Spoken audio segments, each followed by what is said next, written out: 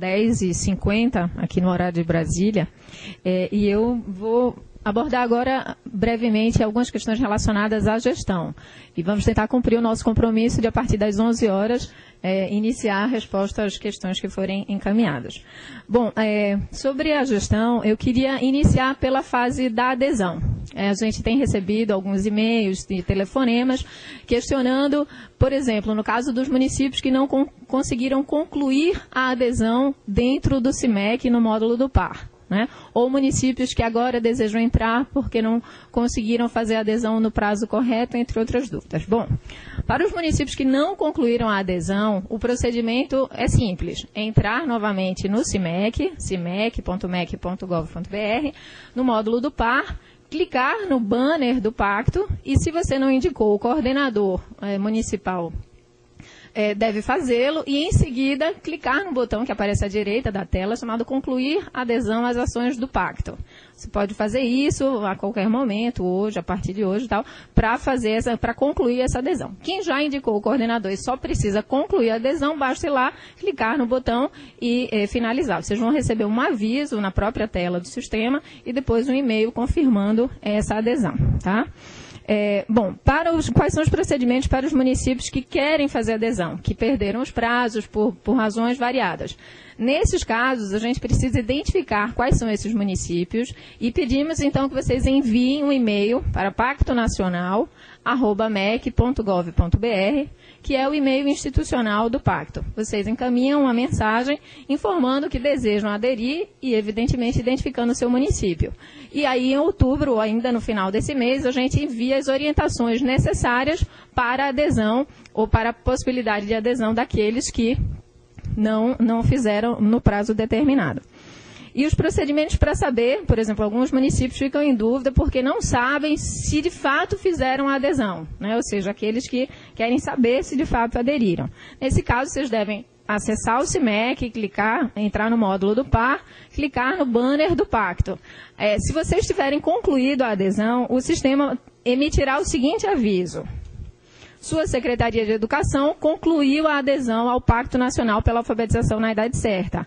Em breve, o Ministério da Educação informará as próximas etapas. Essa é a mensagem que surge para aqueles que efetivamente concluíram o processo de adesão. Ok? Bom, nesse segundo momento agora, falando ainda sobre os aspectos relacionados à gestão, eu vou tentar retomar e falar de uma forma breve quais são as principais atribuições dos coordenadores municipais e estaduais do pacto. Imagino que boa parte da nossa audiência nesse momento são vocês, coordenadores e coordenadoras.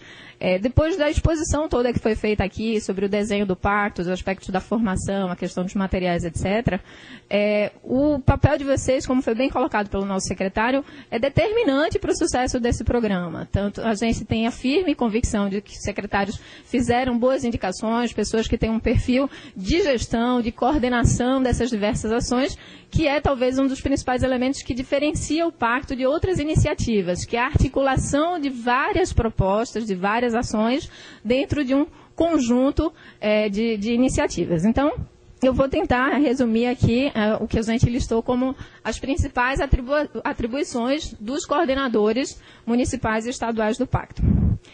Inicialmente, uma atividade muito importante que vocês vão ter que realizar é cadastrar os orientadores de estudo e os professores alfabetizadores nos sistemas disponibilizados pelo MEC. Mais especificamente, como o Rafael já falou, no CIS-Pacto, que é um módulo novo do CIMEC, que vocês vão ter acesso e eu vou explicar como se dará esse acesso logo adiante. Tá? Então, essa é uma atividade essencial que inicia agora, no mês de outubro, o cadastramento dos orientadores de estudo. A definição e o cadastramento dos professores alfabetizadores será feita só no início do próximo ano, em janeiro. Tá? Mas agora, em outubro, vocês precisam acessar esse sistema para cadastrar os orientadores do município ou do estado. Uma segunda atividade importante é monitorar a realização dos encontros presenciais ministrados pelos orientadores de estudo junto aos professores alfabetizadores. Ou seja, no próximo ano, quando for iniciado o curso junto aos professores alfabetizadores, é imprescindível que vocês, coordenadores, acompanhem esses encontros presenciais entre os orientadores e os professores da sua rede. Apoiar as instituições de ensino superior na organização do calendário acadêmico, na definição dos polos de formação e na adequação das instalações físicas para a realização dos encontros presenciais. Ou seja, é importante que vocês, coordenadores, tomem a iniciativa também, vocês serão comunicados, informados sobre qual a universidade que ministrará os cursos, abrangendo o seu município. Mas é importante que vocês façam essa articulação, vocês vão ter reuniões com a coordenação, com a equipe docente da universidade, para organizar melhor esse calendário acadêmico e, enfim, entender e saber quais são os polos e poder passar essa informação também para as suas equipes. Quarto, assegurar, junto à Secretaria de Educação, as condições de deslocamento e hospedagem para participação nos encontros presenciais, tanto dos orientadores de estudo, quanto dos professores alfabetizadores, sempre que isso se mostrar necessário. Ao aderir ao pacto, os estados e os municípios se comprometeram a assumir essas despesas necessárias, ou as eventuais despesas necessárias, à realização do curso, notadamente as questões relacionadas a deslocamento e hospedagem, sempre que isso acontecer. Quando é que isso pode acontecer?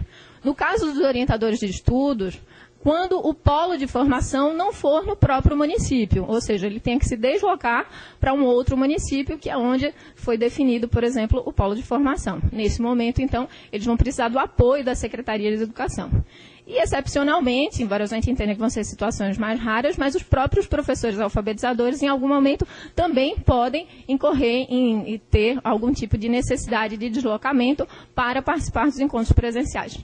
Em todas essas situações, a gente espera que as secretarias de educação assumam essa responsabilidade. Quinto, articular-se com os gestores escolares, visando ao fortalecimento da formação para os professores alfabetizadores. Ou seja, vocês, coordenadores, que estão no âmbito lá dos seus municípios, dos seus estados, é importante que sensibilizem os gestores escolares, os diretores das escolas, etc., as equipes, para a importância também desse processo, para o apoio a esse professor alfabetizador e inclusive no sentido de discutir esses conteúdos, essas práticas, a melhoria das práticas pedagógicas, etc. Organizar e coordenar o seminário de socialização de experiências no próprio município, no estado ou, no caso aqui, no Distrito Federal. É parte do processo de formação que sejam realizados seminários de socialização de experiências, tanto entre orientadores, mas, sobretudo, entre os professores alfabetizadores. Então, esse é um papel que a gente espera que os coordenadores locais, nos municípios e nos estados, assumam também essa articulação, essa organização desses seminários. Monitorar o recebimento e devida utilização dos materiais didáticos e pedagógicos previstos nas ações do pacto. Como a professora Clélia bem colocou, a partir do próximo ano, as escolas receberão os materiais, os livros de literatura, as obras complementares. Isso vai ser entregue dentro de um procedimento que já vem sendo utilizado no âmbito do PNLD. Mas é importantíssimo que vocês, coordenadores, atentem para isso, ou seja, observem se esses materiais efetivamente estão sendo entregues nas escolas e, sobretudo, se eles estão sendo utilizados no melhor espírito do que a gente colocou aqui, como parte desse processo formativo. Acompanhar as ações da Secretaria de Educação na aplicação da Provinha Brasil, no início e no final do segundo ano, e o registro dos resultados em sistema disponibilizado pelo MEC. Foi falado aqui pelo nosso secretário, na abertura dessa videoconferência, sobre os mecanismos de avaliação. Um deles é o reforço à importância da Provinha Brasil. Ela é parte das atividades hoje consideradas obrigatórias ou das condicionalidades, inclusive para o recebimento da bolsa, que os professores alfabetizadores apliquem a Provinha Brasil, e não só apliquem com os seus alunos, como registrem os resultados e avaliem o desempenho das suas turmas em sistema que será disponibilizado especificamente para isso, que está sendo produzido pelo INEP. Acompanhar as ações da Secretaria de Educação na aplicação da avaliação externa, essa que acontecerá só no final de 2014, então tem ainda um tempo, a avaliação externa no final do terceiro ano do ensino fundamental. Então, a gente vai falar várias vezes ainda sobre a avaliação. Esse não é o foco privilegiado dessa videoconferência. A gente está tentando apresentar as questões mais iminentes, digamos assim, aquelas que devem acontecer nos próximos meses, mas é um papel também importante dos coordenadores. Manter um canal de comunicação permanente com o Conselho Estadual ou Municipal de Educação, com os conselhos escolares, prestar os esclarecimentos necessários junto à comunidade escolar, enfim, trabalhar na mobilização, no controle social, com uma parte igualmente importante desse processo. É preciso comunicar, é preciso dar transparência ao que está sendo feito, ao que está sendo produzido, para que os resultados também sejam conhecidos por todos.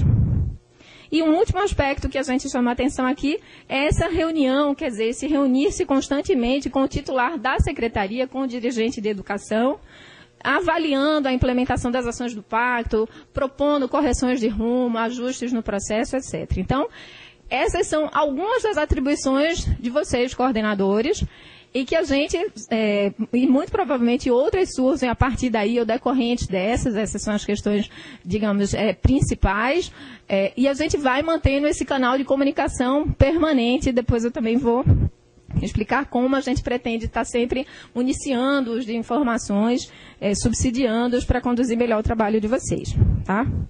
Bom, uma outra questão que eu disse que eu abordaria aqui é sobre esse sistema de monitoramento, que é uma chave importante no modelo de gestão, porque todas as pessoas, todos os atores que participam do Pacto Nacional pela Alfabetização na Idade Certa, seja na condição de gestores, seja na condição de cursistas, orientadores, professores, etc., em algum momento vão interagir com esse sistema de monitoramento chamado CISPacto.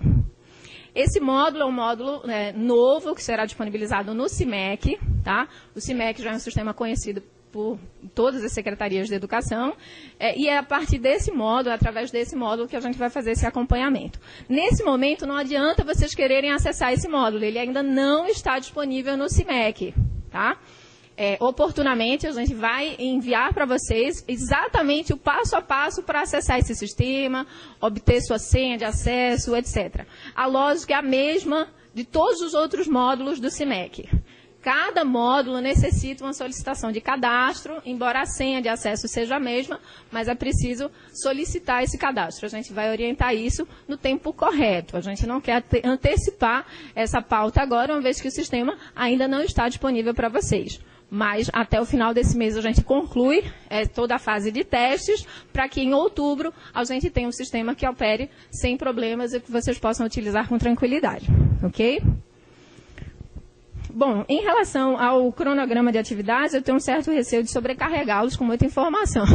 Então, eu prefiro, nesse momento, só enfatizar algumas questões, as questões mais emergenciais mesmo, assim, que agora, como falamos, no mês de setembro, é o início desse processo de seleção, de identificação dos orientadores de estudo, que o nosso secretário bem colocou aqui. Então, é importante que vocês, coordenadores, já comecem, já conheçam esse perfil, os critérios de seleção que o Rafael apresentou, identifiquem no seu município quem serão ou quem será esse orientador de estudos, para que em outubro vocês possam fazer o cadastramento deles. Então, o ideal é que essa seleção seja uma seleção pública, ou seja, que vocês possam dar ampla divulgação entre professores, diretores, coordenadores, pessoas que possam eventualmente ter esse perfil, para que o processo seja transparente e absolutamente legítimo, tá? Mas em setembro é essa identificação geral. Em outubro é que vocês farão no CIMEC o cadastramento dos seus orientadores de estudos, ok? Então, em setembro, vocês iniciam essa seleção, se puderem lançar uma chamada, um aviso, um edital, o que for, para fazer essa seleção com o máximo de critério e rigor. Tá? Bom, e aí em novembro tem reuniões com as universidades, mas vocês vão ser informados também sobre quais as universidades que vão abranger e que vão alcançar aí qual a universidade que trabalhará o município de vocês. Então, nesse momento eu só queria enfatizar esses dois pontos. Agora em setembro a seleção, a identificação desses orientadores e em outubro o cadastramento deles no sistema de monitoramento, o CISPacto, ok?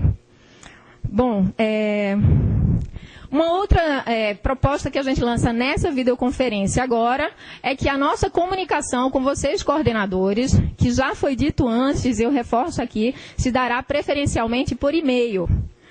O e-mail vai ser a principal ferramenta de comunicação nossa com vocês. Então, a gente implantará a partir desse momento, dessa videoconferência, até a terça-feira de cada semana, serão enviados e-mails para os e-mails de vocês, ou seja, mensagens para os e-mails que foram cadastrados no momento da adesão, que foram os e-mails de vocês, coordenadores e coordenadoras. Então, até a terça-feira de cada semana, porque eventualmente pode acontecer um feriado aí na terça-feira, enfim, na segunda